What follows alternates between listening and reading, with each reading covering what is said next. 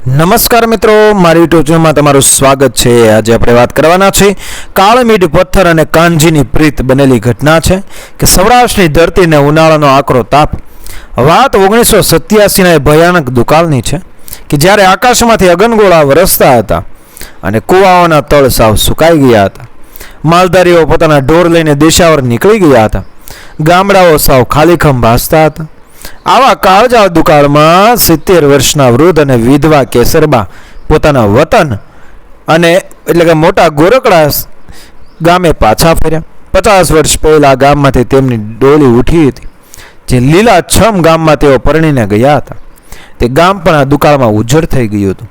દીકરાઓ શહેરમાં મજૂરી કરવા જતા રહ્યા હતા અને કેસરબા પોતાના અંતિમ શ્વાસ વતનની માટીમાં લેવા માટે પાછા ફર્યા હતા। ગામના પાદરે પહોંચતા જ કેસરબાની આંખો ફાટી ગઈ। આખું ગામ તરસથી તરફડતું હતું, પણ ગામના હિમાળે આવેલા એક મોટા પીપળાના ઝાડ નીચે લોકોની ભીડ હતી। ત્યાં એક મોટી વાવ હતી જેમાં આ ભયાનક દુકાળમાં પણ છલોછલ મીઠું જળ ભરેલું હતું। લોકો તેને કાનજીની વાવ કહેતા। કેસરબાના કાનમાં કાનજી નામ પડતા જ 50 વર્ષ જૂનો ભૂતકાળ એક ચલચિત્રની જેમ તેમની આંખો સામે તરવરી ઉઠ્યો। કેસર એ ગામના સૌથી મોટા અને સુખી પટેલની દીકરી હતી, જ્યારે કાનજી એ જ ગામનો એક સાવ ગરીબ જમીન વિહોણો ખેત મજૂર હતો। બંને બાળપણમાં સાથે ધૂળમાં રમ્યા હતા। કાનજી સાવ ઓછું બોલતો, પણ તેની આંખોમાં કેસર માટે કેવો મૂંગો અને પવિત્ર પ્રેમ હતો જેણે ક્યારેય કોઈ અપેક્ષા કે હકની ભાષા નહોતી શીખી। પોતાની ગરીબી અને કેસરના આબરૂદાર પરિવાર વચ્ચેનો ભેદ કાનજી બહુ નાની ઉંમરે સમજી ગયો હતો, એટલે એણે પોતાના હોઠ કાયમ માટે સીવી લીધા હતા। એક ઉનાળાની બપોરે 20 વર્ષની કેસર ગામડેથી 2 ગાંવ દૂર આવેલી નદીએથી પાણી ભરીને આવતી હતી।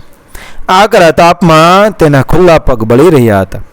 થાકને લીધે કેસરનો પગ મચકોડાયો અને માથા પરથી માટીનું બેડું નીચે પડીને ફૂટી ગયું। કેસર ત્યાં જ ધૂળમાં બેસીને રડી પડી। ત્યાંથી પસાર થતા કાનજી આ જોયું। કેસરે રડતા રડતા કાનજીને કહ્યું તો કાના, આ ગામના પાદરમાં એક મીઠા પાણીનો કૂવો હોત તો મારે રોજ આટલે દૂર મારા પગ ન બાળવા પડે। મારી તો જિંદગી આ ખારા પાણી ખેંચવામાં જ જતી રહેશે। કેસર તો રડીને ઊભી થઈ ગઈ, પણ એના એ શબ્દો કાનજીના હૃદયમાં કાળમીંડ પથ્થર પર પડેલા લસરકાની જેમ કોતરાઈ ગયા। એ જ રાતે કાનજીએ કોદાળીને ધણ મોટો હથોડો લીધા અને ગામના પાદરે આવેલી સૂકી પથ્થરવાળી જમીન પર ખોદકામ શરૂ કરી દીધું। ગામ લોકો કાનજીને પાગલ સમજવા લાગ્યા। આખો દિવસ ખેતરમાં મજૂરી કરી કાનજી આખી રાત એ પથ્થર તોડતો। એના હાથમાં મોટા ચાઠા પડી ગયા હતા, લોહી નીકળવા લાગ્યું, પણ એનું ખોદકામ ન અટકી ગયું। થોડા મહિનાઓ પછી કેસરના લગ્ન દૂરના એક સુખી ગામમાં નક્કી થઈ ગયા। લગ્નનો દિવસ આવ્યો। આખા ગામમાં શરણાઈઓ ગુંજી રહી હતી। કેસર 16 શણગાર સજીને મંડપમાં બેઠી હતી, પણ એની નજરો ક્યાંક કાનાને શોધી રહી હતી। એક અત્યંત સિનેમેટિક અને કરુણ દ્રશ્ય ગામના પાદરે ભજવાઈ રહ્યું હતું। એક બાજુ ગામમાં કેસરના લગ્નના ઢોલ વાગી રહ્યા હતા, તબાક ધબાક ધબાક, અને બીજી બાજુ પાદરમાં 20 ફૂટ ઊંડા ખાડામાં કાનજીના ધણના ફટકા પથ્થર પર પડી રહ્યા હતા। ઠનાક ઠનાક ઠનાક। કેસરની ડોલી ગામમાંથી વિદાય થઈ રહી હતી। ડોલી વાવ પાસેથી પસાર થઈ, પણ કાનજી બહાર ન આવ્યો। એને ખબર હતી કે જો એ કેસરને જોશે તો એનો સંકલ્પ તૂટી જશે। એના આંસુ એ પથ્થરો પર પડતા રહ્યા અને એનો ઘણ એ ચાલતો રહ્યો। કેસરના ગયાના બરાબર 10મા દિવસે કાનજીના ધણનો એક જોરદાર ફટકો કાળમીઠ પથ્થર પર પડ્યો અને ધરતીના પેટાળમાંથી મીઠા પાણીની એક મોટી સરવાણી ફૂટી નીકળે। કાનજી લોહી લુહાણ હાલતમાં એ પાણીમાં નાચવા લાગ્યો। ગામમાં ઉત્સવ મનાવાયો, પણ જેના માટે આ વાવ ખોદાઈ હતી તે પંખીડું તો કાયમ માટે ઉડી ગયું હતું। કાનજીએ ક્યારેય લગ્ન ન કર્યા। તેને આખી જિંદગીએ વાવની પાસે પીપળાનું ઝાડ વાવીને મુસાફરોને પાણી પીવડાવવામાં જ વિતાવી દીધી। વર્તમાન પાછા ફરીએ। 70 વર્ષના વૃદ્ધ કેસરબા ધીમા પગલે કાનજીની વાવ પાસે પહોંચ્યા। એમની નજર પીપળાના ઝાડ નીચે ગઈ। ત્યાં એક અત્યંત વૃદ્ધ, આંખે ઝાંખપ આવી ગઈ હોય તેવો માણસ બેઠો હતો। એ કાનજી હતો। સમય ભલે એના શરીરને ખાઈ ગયો હતો, પણ એના ચહેરા પર એક અજબની સાધુતા હતી।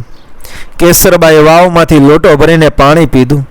પાણી ગળાની નીચે ઉતર્યું ને કેસરબાને લાગ્યું કે આખી જિંદગીમાં એમણે આવું મીઠું અને અમૃત જેવું પાણી ક્યારેય નહોતું પીધું. પાણી પીતા પીતા એમની નજર વાવના પથ્થર પર ગઈ. ત્યાં એક નાનકડી અર્ધ ગોળાકાર કોતરણી હતી. બાળપણમાં કાનજી માટીમાં બરાબર આવું જ ચિત્ર કેસર માટે દોરતો હતો. કેસરબાના હાથમાંથી લોટો છૂટી ગયો. એમના આખા શરીરમાં એક ભયાનક કંપન વહી ગયું. 50 વર્ષ પહેલા ફેંકવામાં આવેલો એક નાનકડો શબ્દ કોઈ માણસની આખી જિંદગીની તપસ્યા કઈ રીતે બની શકે છે તે એમને આજે સમજાયું હતું. તેઓ ધ્રુજતા પગલે પેલા પીપળા નીચે બેઠેલા વૃદ્ધ કાનજી પાસે ગયા. કાનજીની આંખો હવે બરાબર જોઈ શકતી નહોતી, પણ કેસરબાના પગના ઝાંઝરનો અવાજ ભલે 50 વર્ષ પછી આવ્યો હતો. કાનાના કાન એને તરત ઓળખી ગયા. કેસર, કેસર.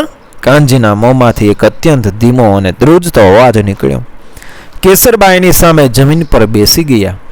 એમની આંખોમાંથી ચોધાર આંસુ વહેતા હતા. કાના, તે આખી જિંદગી મારી એક નાનકડી વાત માટે ખર્ચી નાખી અને તે મને ક્યારેય કહ્યું પણ નહીં કે તું મને કેટલો. કેસરબાથી આગળ બોલાયું નહીં. એમના ગળે ડૂમો ભરાઈ ગયો અને કાનજીના કરચલીવાળા ચહેરા પર એક અત્યંત સુંદર નિર્મળ સ્મિત આવ્યું. એણે અત્યંત ધીમા અવાજે કહ્યું, કેસર, તારા પગ બળતા હતા ને, એ મારાથી નહોતું જોવાતું. સાચો પ્રેમ ક્યાં કોઈને પામવામાં છે કેસર. સાચો પ્રેમ તો એ છે કે ભલે તું કાંઈ બીજાની થઈને ચાલી ગઈ, પણ તારા નામે ખોદાયેલી વાવ આજે હજારો લોકોની તરસ छिपावे છે. મારો પ્રેમ આ પાણીમાં વહી રહ્યો છે અને આજે આ તારી તરસ छिपाઈ ગઈ એટલે મારો ફેરો સફળ થઈ ગયો.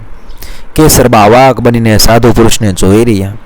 દુનિયા પ્રેમને પામવા માટે ઝઘડે છે, હક જમાવે છે, પણ કાનાએ પોતાના પ્રેમને એક વહેતા અમૃતમાં ફેરવી નાખ્યો હતો.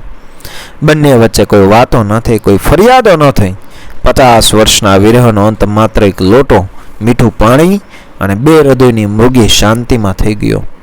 સાચો પ્રેમ ક્યારેય બાંધી શકાતો નથી. જ્યારે તે નિસ્વાર્થ બને છે ત્યારે તે ધરતીના પેટાળમાંથી ફૂટતા એવા મીઠા નીર જેવો બની જાય છે, જે યુગો સુધી દુનિયાની તરસ छिपावતો રહે છે.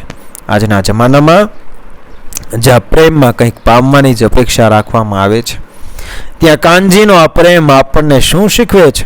શું ક્યારેય એવી લાગણી અનુભવી છે કે જેમાં બદલામાં કશું જ મેળવવાની આશા ન હોય, માત્ર સમર્પણ હોય? મિત્રો, વિડીયો પસંદ આવે મારી ચેનલ સબસ્ક્રાઈબ કરો, ફોલો કરો, શેર કરો. મળી આવી જ ઘટનાને પ્રેરણાદાયક વાર્તાઓ સાથે આગળના વિડીયોમાં.